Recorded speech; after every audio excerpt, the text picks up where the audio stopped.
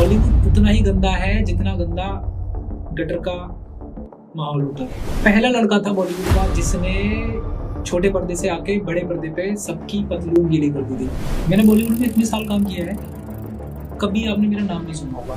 किसी को ये नहीं पता एज अ फादर शिव कैसे होंगे। मुझे ऐसा लगता है वो शिव थे। कैसे तो इस दुनिया में हम सब शिव के अंश हैं, लेकिन डायरेक्टली महाकाल और शिव बिल्कुल अलग अलग आइडेंटिटी। ये उतना ही बड़ा सच है जितना बड़ा सच ये बताया गया है कि भगवान शिव को गांजा देते आज हमारे साथ एक ऐसे पर्सन है जो कि अप्रॉक्स 12 साल से थिएटर बॉलीवुड में काम कर रहे हैं as a ghost director, as a ghost writer.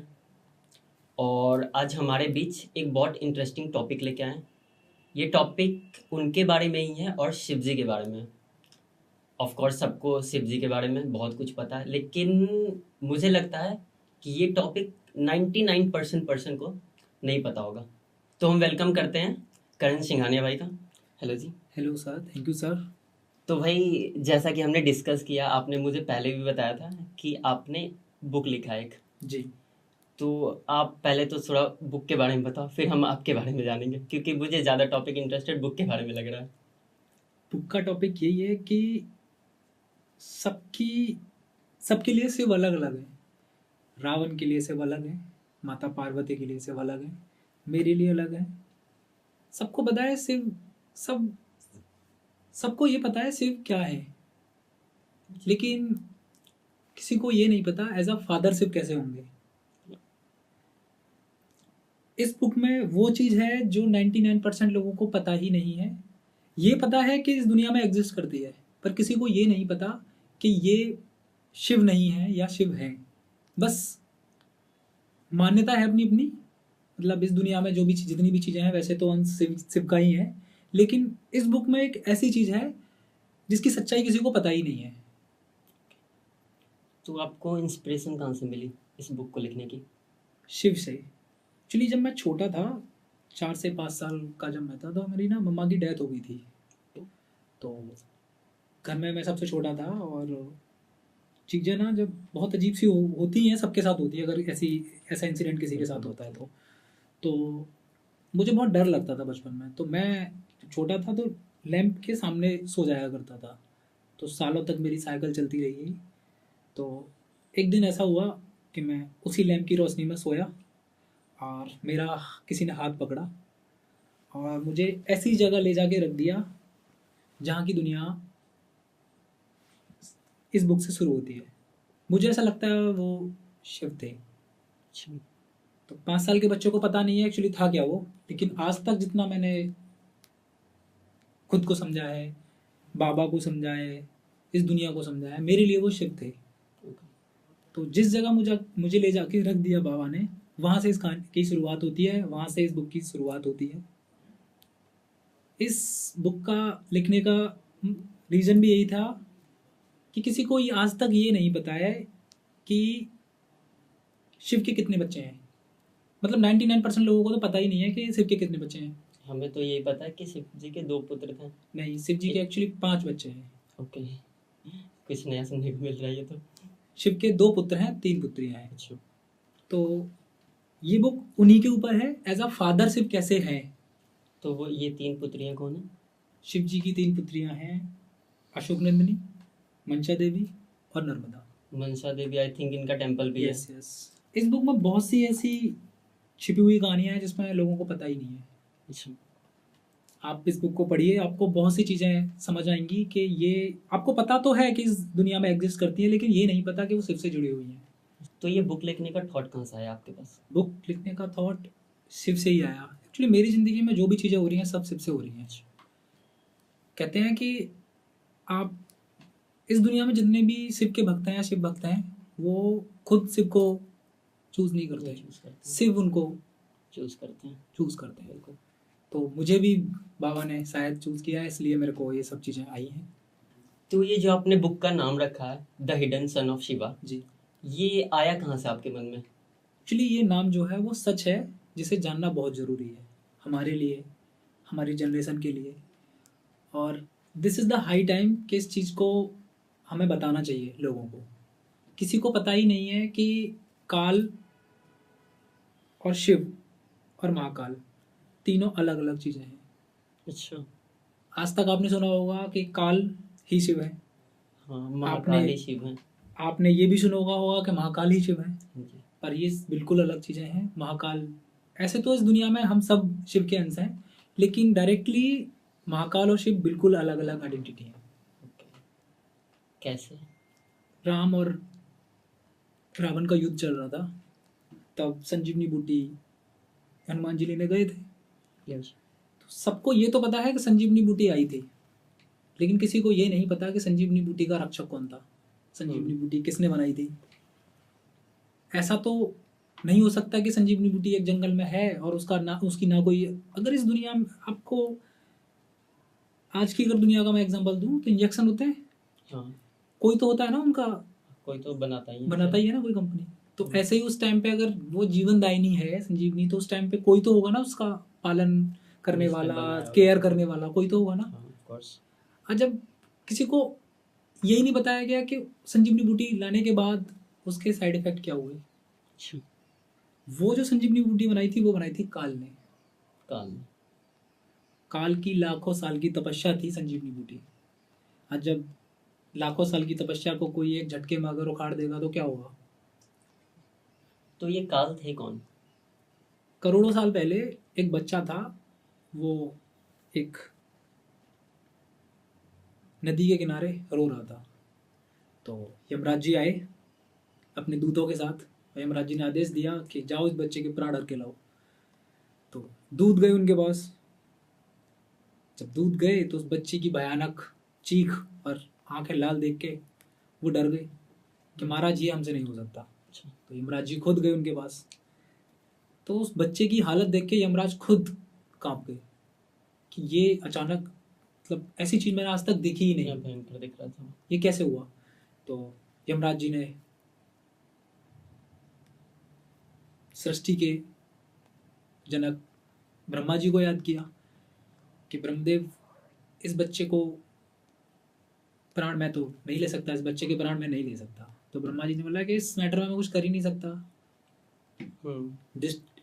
Destroy करने का काम सिर्फ एक ही आदमी का है, ये पार्ट सिर्फ महादेव का है, मेरा कुछ नहीं है। तो महादेव के पास पहुंचे यमराज जी। उधर भोलेनाथ खुद हैरान हो गए कि आज मृत्यु का अधिपति मेरे द्वार कैसे। तो उन्होंने पूछा कि कैसे यम, कैसे। तो उन्होंने बोला कि महादेव मैं इस बच्चे के प्राण नहीं ले सकता। तो भोलेनाथ ने कहा कि मृत्यु का अधिपति अपने काम से पीछे हट रहा है, ये तो तुम्हारा काम है ना कि महाराज प्रभु ये काम मैं नहीं कर सकता, इस बच्चे का मैं पालन करना चाहता हूँ, इस बच्चे का मैं पिता बनना चाहता हूँ। तो महादेव ने कहा अगर ऐसी इच्छा है तो ठीक है। ये दूसरा पहलू दिखाता है यम का कि ये सिर्फ प्राण हरने का ही काम नहीं करता। तो यही चीजें हैं कि उनको धर्मराज बनाती हैं। धर्मराज, यमराज को धर्मराज बोला गया है। तो यही सब चीजें हैं, ऐसे हजारों लाखों उन्होंने काम किए हैं कि यमराज को धर्मराज भी बोला गया है। वो सिर्फ मृत्यु हरने का काम नहीं करते, वो बहुत से ऐसे काम करते हैं जो हमें पता ही नहीं है, वो हम तक आए ही नहीं है, कभी उसके बारे में उतना किसी ने जाना ही नहीं है। हाँ। और इसीलिए ये मैं इस चीज़ में घुसा हूँ कि मैं लोगों तक चीज़ें पहुँचाऊँ जो मेरी आने वाली जनरेशन है, क्योंकि उन तक सच पहुँचाना बहुत ज़रूरी है। बिल्कुल। और लाखों चीज़ें ऐसी हैं जो हमारी तक्षशिला की लाइब्रेरी में और नालंदा की लाइब्रेरी में जला दी गई थी, तो उनको रिस्टोर भी तो करना होगा ना कहीं से।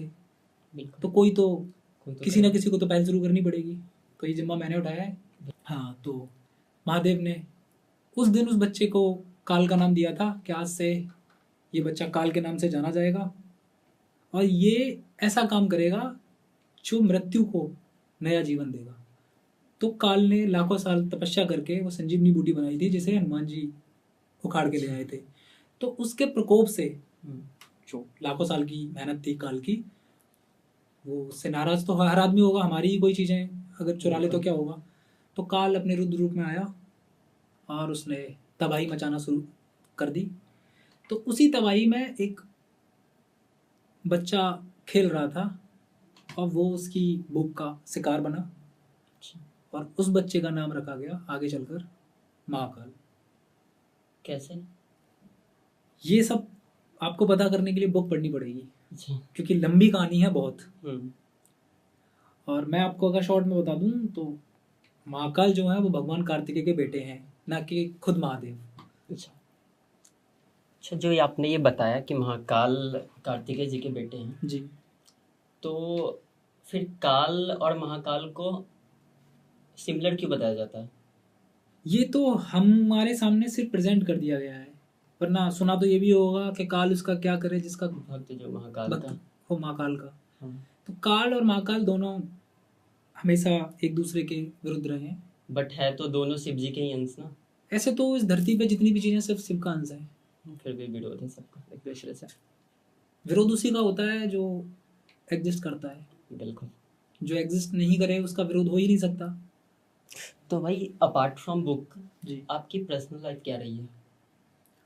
पर्सनल लाइफ, फैमिली में पापा डॉक्टर हैं, ओके। 2 भाई बड़े हैं, वो दोनों अकाउंटेंट हैं, दोनों भाभियां भी डॉक्टर ही हैं। अच्छा। तो मैं थोड़ा सा अलग निकल गया। तो ऐसा क्यों कि आपके फैमिली में पापा ने डॉक्टर हैं, जी। भाई आपके अकाउंटेंट, तो बिल्कुल आपने अलग फील्ड क्यों चूज किया? एक्चुअली मैंने कभी सोचा ही नहीं था कि शिव मेरे ऊपर इतनी कृपा बना देंगे, क्योंकि जिस पे सब कृपा बनाते हैं ना, वो मुझे लगता है इस दुनिया का सबसे सर्व सुखी इंसान होता है। बिल्कुल, शिव जी का जिस पे जी। हाथ हो तो घर में सब, एक्चुअली मैं जब छोटा था ना तो मम्मी मुझे हीरो कह के बुलाया करती थी, और अड़ोस पड़ोस में जो लोग थे वो भी हीरो बोला करते थे, तो वो मैंने सीरियसली ले लिया। अच्छा। तो मेरी मम्मी की डेथ होने के बाद मेरे को चीज़ें क्लिक होने लगी कि मेरे को ये करना तो है, क्योंकि मेरे मम्मा के नाम पे बस मुझे वही चीज़ें कुछ मुझे ग्लिम्स याद हैं। 4-5 साल का था, बहुत छोटा था, मुझे सारी चीज़ें याद भी नहीं है। तो यही था कि मम्मा का सपना पूरा करना है मुझे। तो मैं पहले घर से भाग के मुंबई पहुंचा। अच्छा। मुंबई मैंने एक डांस क्लास में डांस सिखाना शुरू किया। उस डांस क्लास में मुझे 20 रुपये डेली मिलते थे, और उस टाइम पे 12 रुपये का या 15 रुपये का बड़ा पाव आया करता था। तो मैं एक ही टाइम बड़ा पाव खाया करता था, क्योंकि 2 टाइम के मेरे पास पैसे नहीं हुआ करते थे, और मुझे एक दिन की डांस क्लास के सिर्फ 20 रुपये मिलते थे पर डे के हिसाब पर से डे। 20। हाँ, तो वहाँ से धीरे धीरे मेरी इंडस्ट्री में जान पहचान हुई। जो मेरे स्टूडेंट्स थे वो मुझे लेके गए कहीं, तो वहाँ से मेरा जान पहचान होना शुरू हुआ। फिर मेरे एक सर थे आरिफ, वो मुझे पृथ्वी थिएटर उन्होंने ज्वाइन कराया। मैं आपको बता दूँ, पृथ्वी थिएटर इंडिया का सबसे पुराना थिएटर है। हाँ, कपूर्स फैमिली जी से बिलोंग करता है, जी मैंने जी जी सुना है। जी। वहाँ हर साल मैक्सिमम 30 से 35 बंदे सेलेक्ट हो पाते हैं। तो आपकी एंट्री कैसे हुई? मेरी एंट्री भगवान शिव आए थे आरिफ सर के रूप में। सब चीज़ शिव से तो हुई। आरिफ सर ने मेरे को एंट्री कराई थी उसमें। उन्होंने मेरे से बोला था कि थिएटर करेगा, तो मैंने कहा बिल्कुल करूँगा। तो मुझे उन्होंने एंट्री कराई, थोड़े थोड़े रोल देना शुरू किए। फिर वहाँ से जान पहचान शुरू हुई। हाँ, कैमरामैन से नॉलेज हुई, डायरेक्टर से, असिस्टेंट डायरेक्टर। फिर मेरे ऊपर जावेद अख्तर साहब का भी अच्छा हाथ रहा है। जो राइटर जावेद अख्तर। जी जी जी जी। तो जावेद अख्तर साहब ने मुझे बहुत सिखाया है। अच्छा। मतलब मैं उनसे बहुत कुछ सीखा हूँ। एक्चुअली मैं बहुत कुछ, क्या अगर मैं बोलूँ तो मैं अपनी 90% ज़िंदगी ही जावेद अख्तर साहब से सीखा हूँ। तो वहीं से आपने राइटिंग और डायरेक्टिंग स्टार्ट की? जावेद अख्तर साहब से मैं डायरेक्शन तो नहीं, राइटिंग स्किल्स बहुत सीखा हूँ। अच्छा। ज़िंदगी का लहजा भी उनसे मैं बहुत सीखा हूँ।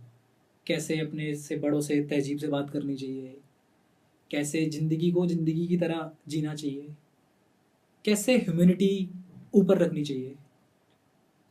तो है उनका थोड़ा सा मेरे ऊपर। और मैं आपको एक और चीज़ बता दूँ, मैं गोपाल दास नीरज का नाम सुना है आपने? हाँ, सुना है। गोपाल दास नीरज का मैं पड़ोसी रहा हूँ। अच्छा।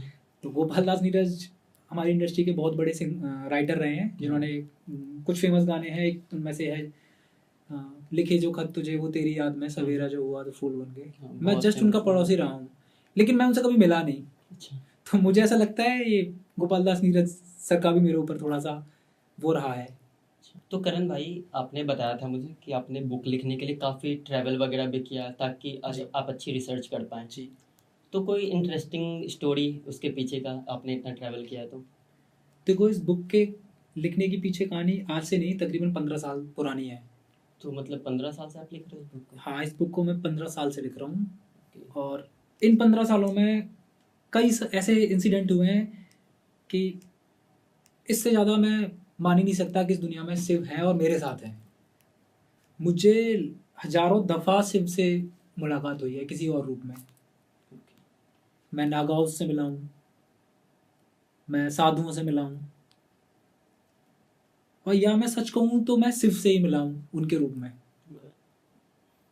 मैं साउथ में था तकरीबन 5 साल पहले, तब एक मुझे बाबा मिले थे।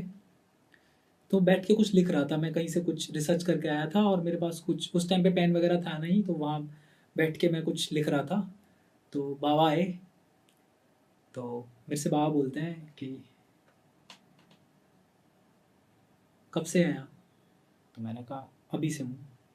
नहीं नहीं, शिव के शिव की शरण में कब से है? तो मैंने कहा, मैं चीज़ें समझ ही नहीं पाता था उस टाइम पे। मैंने शिव की शरण में, मैंने कहा अभी आया हूँ।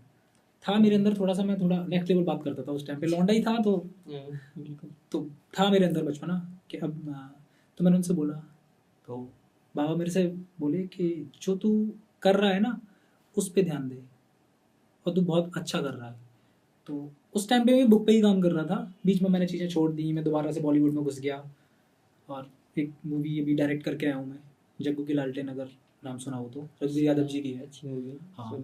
तो जब चीज़ें फ्लॉप हो जाती हैं ना ज़िंदगी में जब चीज़ें फ्लॉप हो जाती हैं तो तुम्हें हमेशा वो याद आती हैं जिनको तुम कभी भूल चुके होते हो। तो अभी ये मूवी मेरी फ्लॉप हो गई थी, अच्छा। तो काम मिलना बंद हो गया था मुझे। ओके। और फ्लॉप आदमी को कोई काम देता भी नहीं है। हम्म। तो अभी लेटेस्ट काम फ्लॉप हुआ था मेरा, तो मुझे काम देना बंद कर दिया था। तब मुझे हिट हुई चीज़ें कि मुझे एक बाबा मिले थे।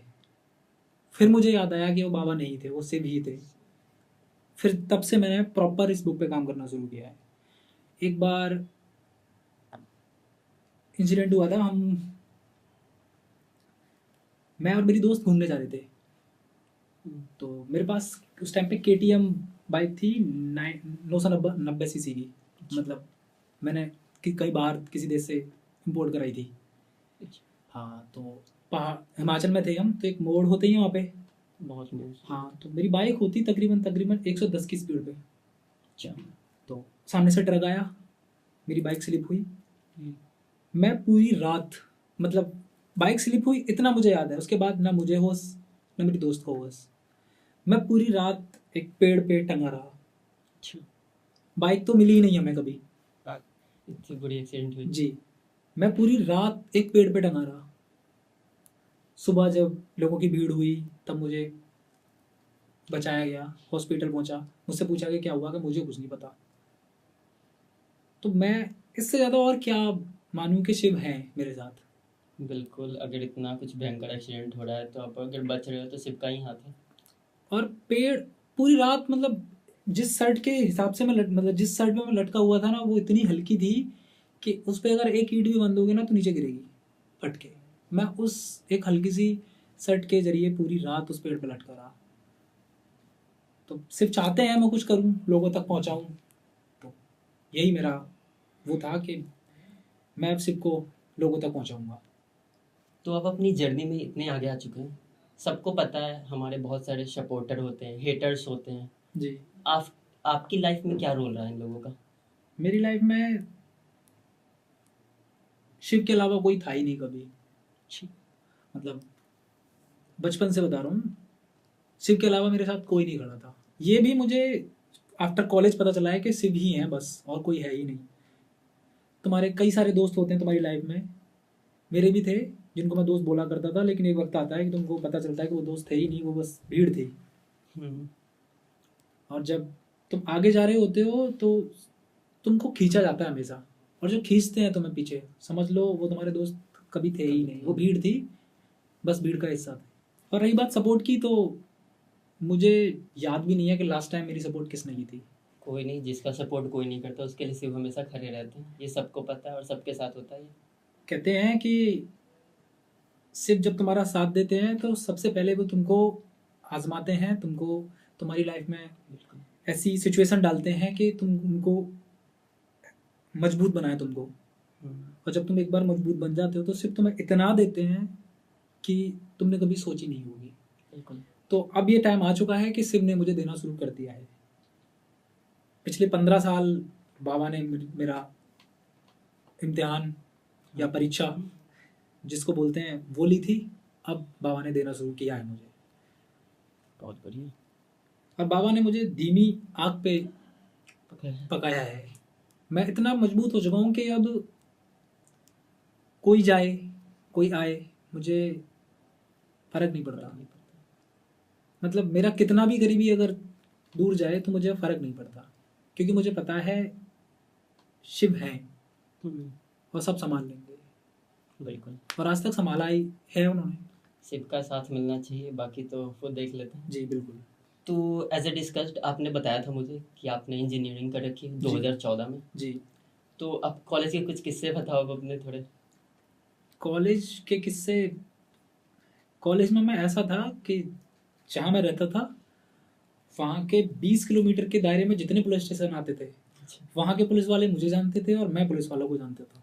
इतने बदमाश थे। बदमाश नहीं, ऐसे लड़कपन कहते हैं। मतलब मैं बोलूँगा कि जिसको मैं अभी दोस्त और भीड़ बोल रहा था, वो भीड़ की सिचुएशंस होती हैं कि तुमको कैसे भी ना कैसे भी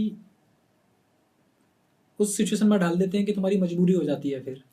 मतलब मेरा और पुलिस वालों का ऐसा नाता हो गया था जैसे बाप और बेटे का। डेली मिलना है हमको किसी ना किसी मुद्दे पे, और डेली बैठना है किसी ना किसी मुद्दे पे। बहुत लड़ाइयाँ हुई हैं, मतलब इतनी लड़ाइयाँ हुई हैं कि एक बार क्या हुआ था कि कॉलेज में हमारे 2 कॉलेज बराबर में हुआ करते थे। एक दिन मैं कॉलेज नहीं गया था, मतलब मेरा पूरा ग्रुप नहीं गया था। तो वहाँ के उस कॉलेज के बच्चों ने हमारे कॉलेज के बच्चे पीट दिए थे। अच्छा। तो एचओडी ने हमारे ना हमको कॉल करके बुलाया था कि तुम आओ, तुम्हारी ज़रूरत है। और उस दिन से मेरी और एचओडी की नज़दीकियाँ इतनी बढ़ गई जैसे एक छोटे भाई और बड़े भाई की बढ़ जाती हैं। उस दिन से एचओडी हम पे प्राउड करने लग गया कि ये सबसे अच्छे बच्चे हैं, ताकि क्योंकि एचओडी का ये था कि लड़ रहे हैं अच्छा है, अपने लड़ रहे हैं, बाहर का तो नहीं कोई आके मार रहा। तो हम कुछ ऐसे लड़के थे जो बाहर कॉलेज वालों से लड़ने जाते थे, अपने कॉलेज को मतलब लड़ाई के नाम पे रिप्रेजेंट करने जाते थे। तो हम रिप्रेजेंटर हुआ करते थे। जनरली लोग कॉलेज पास आउट होने के बाद या तो कहीं जॉब देखते हैं कॉर्पोरेट लाइफ, या तो खुद का बिजनेस के लिए देखते हैं। जी। आपकी लाइफ में क्या रहा है? मेरी लाइफ में कॉलेज पास आउट होने के बाद मैं 1 साल नल्ला रहा था। अच्छा। मतलब आम भाषा में मैं घर वालों की भाषा में मैं नालायक रहा था। कॉलेज पास आउट होने के बाद 1 साल तक मैंने कुछ भी नहीं किया था, मैंने डिप्रेशन किया था। अच्छा। बीटेक करके लोग ऐसे भी डिप्रेशन में हाँ, चले तो जाते हैं। ऐसा नहीं है जॉब नहीं लगी थी, जॉब कई मतलब अच्छी खासी कंपनी में, कैनन में मेरा प्लेसमेंट हुआ था। अच्छा। हाँ, पर लाइफ में बोलते हैं ना किक, सिर्फ कुछ और चाहते थे, किक नहीं मिल रही थी। तो फिर मैं बॉलीवुड में दोबारा से मैंने शुरुआत की। फिर चीज़ें, मैंने लॉकडाउन तक बॉलीवुड में काम किया था 2020 तक। हाँ, 2020 के बाद मैं काम ही नहीं था मेरे पास नहीं, लाखों लोगों के पास काम। कोविड के बाद तो ऐसे भी लोगों के पास जॉब रही नहीं थी। जी, तो कोविड के बाद मेरे पास कोई काम नहीं था, तो मेरा लास्ट ऑप्शन कॉर्पोरेट ही था। मैंने कॉर्पोरेट के लिए काम किया, और कई बार ऐसा हुआ था कि मेरा काम कुछ और है, मैं कुछ और कर रहा हूँ।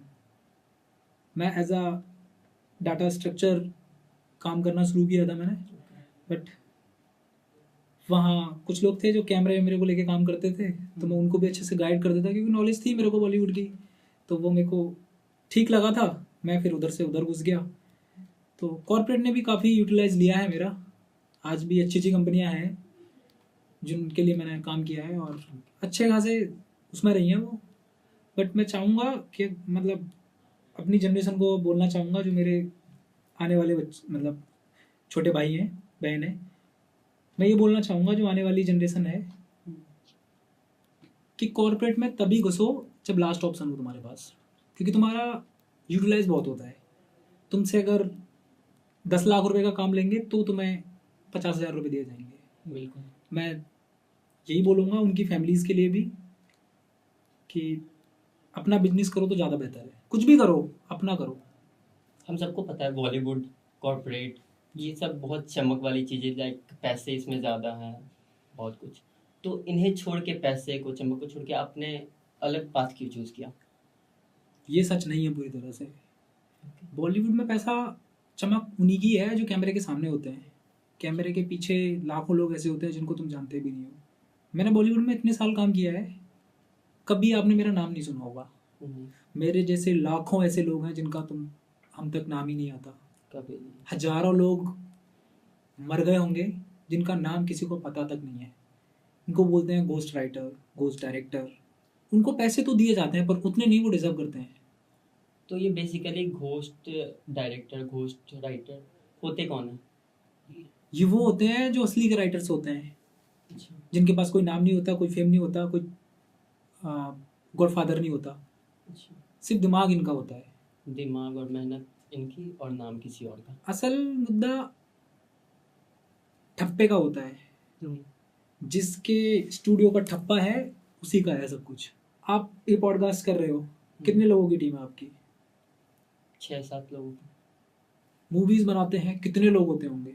200-400 लोग तो होते ही होंगे कम से नाम कम। कितने लोगों का पता होता है हमको? मुश्किल से 15-20 लोगों का। ये असलियत है जिस लोग पता ही नहीं है। जो छोटे छोटे नाम आते हैं ना, कई सारे ऐसे लोग हैं छोटे छोटे नाम, जो नाम होते हैं उनमें भी मेंशन नहीं होते। कई बारी कहानी कुछ और होती है, बना कुछ और जाती है। कई मूवी जो फ्लॉप होती है उसका रीजन भी यही है कि कहानी कुछ और होती है, बना कुछ और जाती है। कि वहाँ पे डायरेक्टर जो होता है उसका दिमाग कुछ और होता है और जिसने लिखी है कहानी उसका कुछ और होता है। अभी आपने सुना होगा कि किसी ने 300 करोड़ कमा लिए, किसी ने 500 करोड़ कमा लिए। 15 साल पहले पता था किस मूवी ने कितने पैसे कमाए हैं? बिल्कुल। 15 साल पहले कहाँ थे कलेक्शंस? एज ए नंबर तो कोई कभी देखता ही नहीं था, आज ही क्यों देखे गए हैं ये? क्योंकि बताए जाते हैं। नहीं, रीजन है इसका ये, क्योंकि जो उस टाइम तक लोग जो जानते थे वो सिर्फ फेमस जो एक्टर हुआ करते थे उनको जानते थे। जब 2009-10 के बाद कुछ लड़के आए निकल के, तब से इंडस्ट्री के जो गॉडफादर्स हैं पुराने वाले, उनको ना अपनी जनरेशन के लिए डर लग गया। जैसे कि मैं आपको बोलूँ, तुषार कपूर मेहनत नहीं करता होगा, करता है, अभिषेक बच्चन मेहनत नहीं करता होगा। करता है। कितनी मूवी ऐसी हैं जो आपने अभिषेक बच्चन के नाम से देखी हैं? कितनी ऐसी मूवीज हैं जिसको आपने आफ्ताब के नाम से देखी हैं? नहीं। इनके सबके गॉडफादर्स हैं। सच्चाई है कि उनके जो गॉडफादर्स हैं वो डर गए हैं कि हमारे बच्चों को काम ही नहीं मिलेगा अगर यही चलता रहा। तो इन्होंने ये एक नई चीज़ शुरू कर दी। जो जूनियर आर्टिस्ट होते हैं उनको दबा दिया गया। सबसे गलत जो काम हुआ है इंडस्ट्री में अभी सुशांत सिंह के साथ हुआ था। उससे पहला लड़का था बॉलीवुड का जिसने छोटे पर्दे से आके बड़े पर्दे पे सबकी पतलून गीली कर दी थी। बिल्कुल। उससे पहले एक ऐसा लड़का बता दो जिसने ऐसा काम किया हो। उस टाइम बहुत हाइप पे भी चल रहा था। एक छोटे से गांव का लड़का बिहार से निकल के बॉलीवुड आया और सबकी पैंट गीली कर दी, तो जलन तो होगी ना बॉलीवुड को। एक छोटे से गांव का लड़का अगर सबको हिला के रख दे तो ये तो वही हो गया ना कि एक नौकर राजा को तो खतरा तो होगा ना। तो बॉलीवुड उतना ही गंदा है जितना गंदा गटर का माहौल होता है। तो कर्नल भाई, जैसा हमने सुना है और लोग कहते भी हैं कि काल के ही पुत्र हैं ब्रह्मा विष्णु महेश, लेकिन आपने कुछ और बताया। मैं ये मिथ है। ये उतना ही बड़ा सच है जितना बड़ा सच ये बताया गया है कि भगवान शिव को गांजा पसंद है। हमने देखा भी है कि लोग ऐसे उनके फोटोज जब बनाते हैं तो उसमें शो करते हैं कि भगवान गांजा पी रहे हैं। आप अघोरी को शिव नहीं बता सकते ना। बिल्कुल। अघोरी को गांजा अगर पसंद है तो उसको मैनिपुलेट नहीं कर सकते कि शिव को गांजा पसंद है। शिव भांग पीते थे। उसका रीजन ये था कि जब भगवान शिव ने विष पिया था तो उनके जलन हुआ करती थी और भांग ठंडी होती है तो वो सिर्फ गले को ठंडा करने के लिए भांग पिया करते थे, नशे के तौर पे नहीं। तो अभी तो एक पार्ट निकल गया इस बुक का। जी तो इसका आपने बताया मुझे कि इसके और भी पार्ट्स हैं। हाँ, 2 पार्ट्स और आएंगे अभी। 2 पार्ट्स और आएंगे जी। तो ये कब तक आने वाली है? ये डिपेंड करता है कि इस बुक के पहले पार्ट के सक्सेस के। अभी तक कितनी बुक्स सेल हो चुकी हैं? 2000 बुक्स सेल। हाँ, अभी 2 महीने में।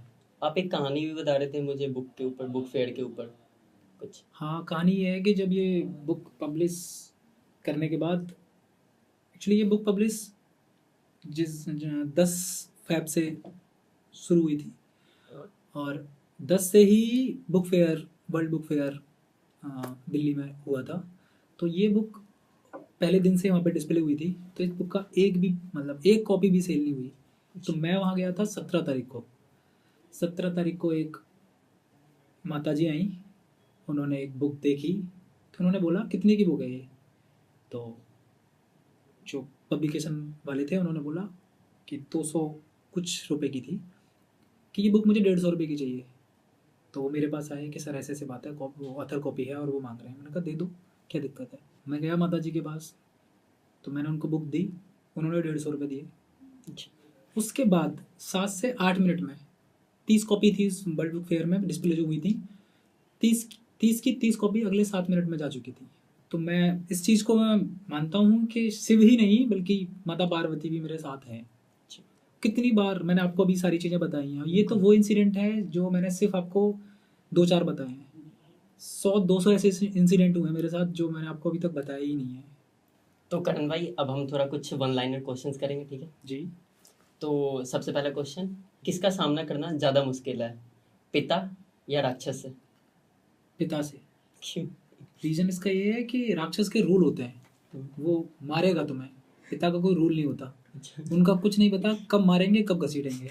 आप क्या चुनोगे, कलम या हथियार? कलम। एक मिथ जो लोगों को लगता है कि सही है। मैं सबसे बड़ा झूठ है अच्छा। और सिर्फ सबसे बड़ा सच है। जब पिता खुद भगवान हो तो पुत्र अपनी पहचान कैसे बनाए? भगवान के पुत्र को किसी की पहचान की जरूरत है ही नहीं, क्योंकि भगवान का अंश भगवान ही हो सकता है। बस उसे साबित करने के लिए कुछ करना पड़ेगा। युद्ध के देवता का बेटा, क्या वो शांति चुन सकता है? बिल्कुल चुन सकता है। सबसे बड़ा एग्जाम्पल रावण का पुत्र अक्षय, अच्छा। उसने शांति चुनी थी। तो करण भाई एज अ राइटर आप खुद को आगे क्या देखते हो? मैं एज अ राइटर खुद को वहाँ देखता हूँ जहाँ हर भारत का हर बच्चा ये सच जाने जो इस बुक में है। अच्छा। जिस दिन भारत का हर बच्चा ये सच जान जाएगा, उस दिन मैं पूर्ण हो जाऊंगा। तो करण भाई अगर ऑडियंस को ये पॉडकास्ट अच्छा लगा जी। और उन्होंने कमेंट किया तो आप ऐसे ही कुछ और हिडन कहानियाँ लाओगे हमारे लिए? बिल्कुल लेके आऊँगा। ये तो मेरा दायित्व बनता है कि जो हिडन फैक्ट हैं इन हिंदू माइथोलॉजी में वो लोगों तक पहुँचने चाहिए। तो गाइज अगर आपको हमारा पॉडकास्ट अच्छा लगा हो तो ज़रूर कमेंट करके बताएं कि हम नेक्स्ट पार्ट लाएं, और वीडियोस को लाइक करें, कमेंट करें और सब्सक्राइब जरूर करें। थैंक यू करण भाई, अच्छा लगा आपसे मिलकर। मुझे भी बहुत खुशी हुई आपसे मिलकर। Thank you so much.